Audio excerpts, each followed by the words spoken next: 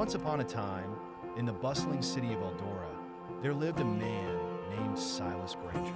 Silas was known throughout the land for his immense wealth and opulent lifestyle. He lived in a grand mansion on the hill, overlooking the city, where the poor toiled day and night just to survive. Silas was not born into wealth. He had acquired it through a combination of shrewd business practices and ruthless exploitation. Despite his riches, Silas was never satisfied. He was always on the lookout for more ways to increase his fortune, regardless of the cost of others. In stark contrast to Silas's life of luxury was the existence of a beggar named Tomas. Tomas had once been a skilled craftsman, known for his exquisite woodwork. However, a tragic fire had destroyed his workshop, taking with it his livelihood and the life of his beloved. Devastated and with no one to turn to, Tomas found himself on the streets, reduced to begging for scraps. Each day, he would sit by the city gates, his hand outstretched, hoping for the kindness of strangers. Tomas was a man of quiet faith, despite his unfortunate circumstances. He never complained or begged aggressively. Instead, he would greet each passerby with a gentle nod and kindness. The townsfolk, moved by his humility, would often spare a few coins for a piece of nectar. Tomas would accept these offerings with gratitude, always remembering to thank those who helped. He had little, but he valued what he had, and he shared whatever he could with others who were even worse off. Silas, on the other hand, despised them. He saw them as lazy and unworthy of affection. To him, wealth was a sign of authority, and poverty was a sign of weakness. Silas's disdain for the poor was real, and he would often sneer at the beggars who lined the streets as he passed by his village. He believed that those who had nothing deserved nothing, and he prided himself on his self-made success.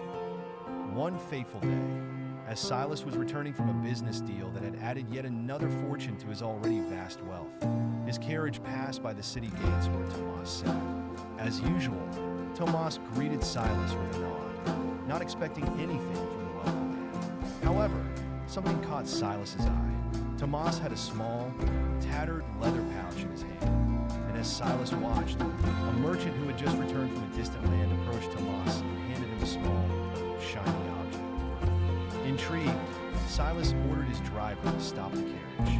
He watched closely as Tomas examined the object, which turned out to be a rare, finely crafted gold coin from a foreign king. The merchant explained that he had received the coin as a gift, but had no use for it, so he decided to give it to Tomas, whom he had known for years. Tomas, though surprised, accepted the coin gratefully and placed it in his pouch. Silas, his curiosity piqued, couldn't help but feel a twinge of jealousy. Here was a beggar, a man who had nothing, receiving something of value for nothing. In Silas's mind, this was a great injustice. How could a mere beggar come into possession of such a valuable coin while he, a man of immense wealth, had to work so hard for every piece of gold he owned? Silas's mind began to race, and a dark thought took hold. He would take the coin from Tomas. After all, it wasn't right for a beggar to have something so valuable when a man of his stature deserved it far more. That night, Silas devised a plan. He would disguise himself and steal the coin from Tomas.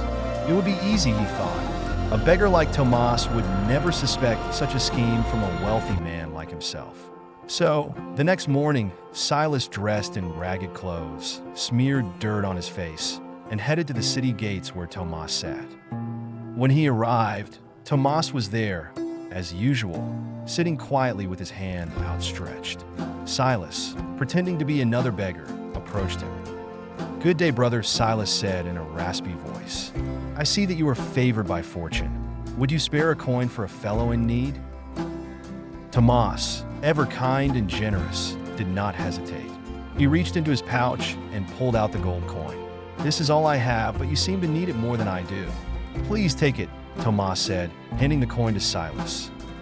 Silas was taken aback by Tomas's willingness to give up his most valuable possession without a second thought.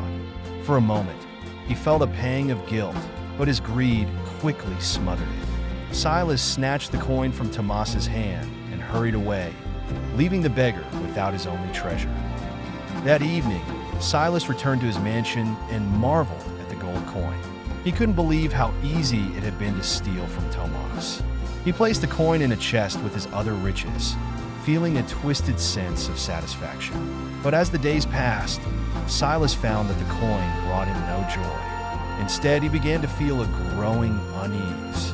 Every time he looked at the coin, he was reminded of Tomas's kindness and his own treachery.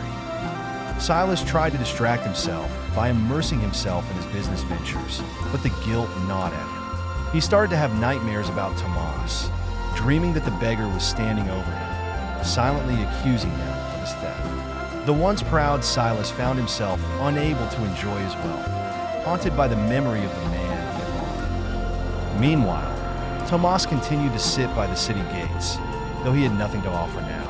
His fellow townsfolk noticed his changed demeanor, and many offered him food and coins, but Tomas seemed distant, lost in thought. He didn't understand why someone would steal from him when he had so little. Yet, he bore no ill will toward the thief, instead feeling pity for someone who must have been so desperate as to take from a beggar. Weeks passed, and Silas's guilt became unbearable. He could no longer sleep, and his health began to deteriorate. He realized that no amount of wealth could ease his conscience. Finally, one night Silas made a decision. He would return the coin to Tomas and beg for his forgiveness. The next morning, Silas dressed in his finest clothes and took the gold coin from his chest. He walked to the city gates where Tomas sat. When he arrived, he knelt before the beggar, shocking the townsfolk who had gathered nearby. "Tomas," Silas began, his voice trembling, "I am the man who stole your coin. I was blinded by greed and envy, and I wronged you. Please take this coin back and forgive me." Tomas looked at Silas with his gentle eyes. He could see the anguish on the rich man's face and understood the weight of the burden he had been carrying. Without hesitation, Tomas reached out and placed his hand on Silas's shoulder. "You have suffered enough, my friend," Tomas said softly. "I forgive you." Silas felt a wave of relief wash over him. The guilt that had tormented him for weeks lifted, and for the first time in a long while, he felt at peace. He pressed the gold coin into Tomas's hand, but Tomas refused it. "Keep it," Tomas said. "I have no need for it. You have given me something far more valuable, your honesty and repentance." Silas was moved to tears. He realized that true wealth was not in gold or possessions, but in the goodness of one's heart. From that day forward, Silas changed his ways. He used his wealth to help those in need, including Tomas, whom he provided with a new workshop to restart his woodworking craft. Tomas, with the help of Silas, rebuilt his life and soon became known once again for his beautiful craftsmanship. Silas, now a humble and generous man, found joy in giving rather than taking.